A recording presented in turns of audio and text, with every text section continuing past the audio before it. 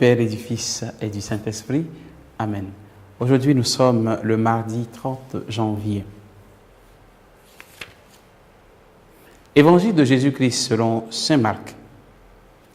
En ce temps-là, Jésus regagna en barque l'autre rive et une grande foule s'assembla autour de lui. Il était au bord de la mer. Arrive un des chefs de synagogue nommé Jaïr. Voyant Jésus, il tombe à ses pieds et le supplie instamment. « Ma fille, encore si jeune, est à la dernière extrémité.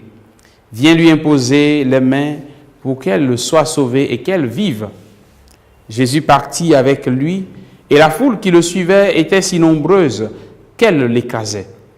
Or, une femme qui avait des pertes de sang depuis 12 ans, elle avait beaucoup souffert du traitement de nombreux médecins, et elle avait dépensé tous ses biens sans avoir la moindre amélioration. Au contraire, son état avait plutôt empiré.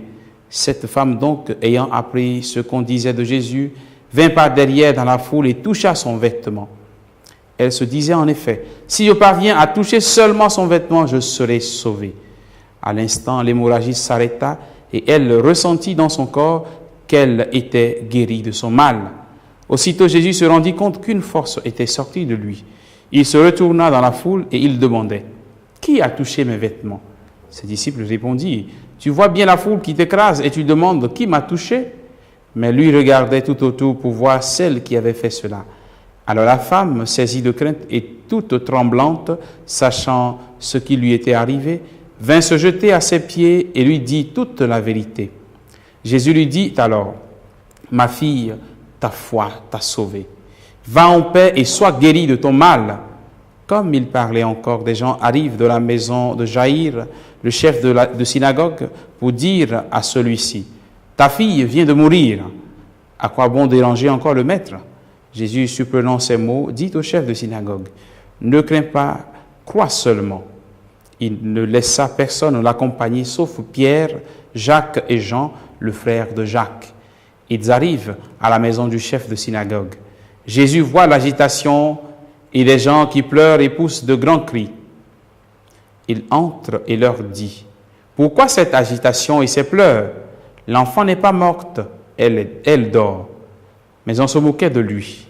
Alors il met tout le monde dehors, prend avec lui le père et la mère de l'enfant et ceux qui étaient avec lui, puis il pénètre là où reposait l'enfant. Il saisit la main de l'enfant et lui dit, « Talitha koum », ce qui signifie « jeune fille, je te le dis, lève-toi ». Aussitôt, la jeune fille se leva et se mit à marcher. Elle avait en effet 12 ans. Il fut frappé d'une grande stupeur et Jésus leur ordonna fermement de ne le faire savoir à personne. Puis il leur dit de la faire manger. Acclamons la parole de Dieu. Louange à toi, Seigneur Jésus. Nous sommes aujourd'hui le mardi 30 janvier et la parole de Dieu que nous avons écoutée en ce jour nous présente Jésus qui opère 2 miracles, 2 guérisons. Une guérison prévue et une, si on peut dire comme ça, imprévue. Mais ce qui est essentiel que nous pouvons constater dans ces guérisons, c'est que par le contact avec Jésus, nous pouvons recevoir la guérison. Cette femme qui a souffert des années durant, cette femme ayant touché simplement une frange du vêtement de Jésus, reçoit la guérison. Jésus s'en va donc dans la maison du chef de synagogue, chez Jaïr, et sa fille, qui était morte, lui redonne la vie. Jésus saisit la main de l'enfant. Toujours le contact qui guérit. Bien-aimés de Dieu, chaque jour, le Seigneur se donne à nous et nous donne l'occasion de nous mettre directement en contact avec lui. Tellement il nous aime, il nous donne l'Eucharistie qui est le moment favorable où nous touchons Jésus. Nous avons Jésus dans nos mains, Jésus dans notre bouche, un contact direct avec Jésus. Ce contact devrait chaque fois nous guérir à condition que nous ayons la foi. puisqu'il s'agit de foi. Ma fille, ta foi t'a sauvée. Jaïr, crois seulement et ton enfant aura la vie, ton enfant sera sauvé. Nous recevons l'Eucharistie chaque jour, mais souvent nous nous plaignons que le Seigneur ne nous écoute pas, qu'il est loin de nous. Par ce contact avec nous, nous recevons Jésus dans nos mains.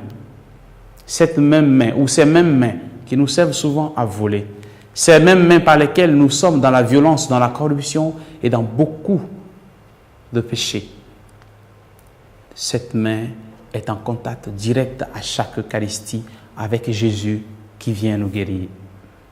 La langue que nous avons, cette langue qui nous sert souvent à mentir, à critiquer, à juger, à maudire, à médire du mal, à médire tout simplement, à dire du mal, à faire du mal, à détruire les personnes, parfois même à tuer, rien que par la parole. Et cette même langue reçoit Jésus à chaque Eucharistie. Je voudrais inviter chacun d'entre nous à demander au Seigneur, au cours de l'Eucharistie de ce jour, que le Seigneur Jésus nous guérisse, que le contact que nous avons avec lui à chaque fois que nous le recevons dans nos mains et que nous le recevons ensuite sur nos langues, que ce contact nous accorde davantage de foi afin que nous puissions être transformés, être guéris de toutes nos maladies, mais surtout des péchés dans lesquels nous nous installons souvent. Bénis-nous Seigneur, aide-nous à te rencontrer, aide-nous à croire en toi et que ta présence, ton contact avec nous transforme nos vies. Amen. Au nom du Père et du Fils et du Saint-Esprit. Amen.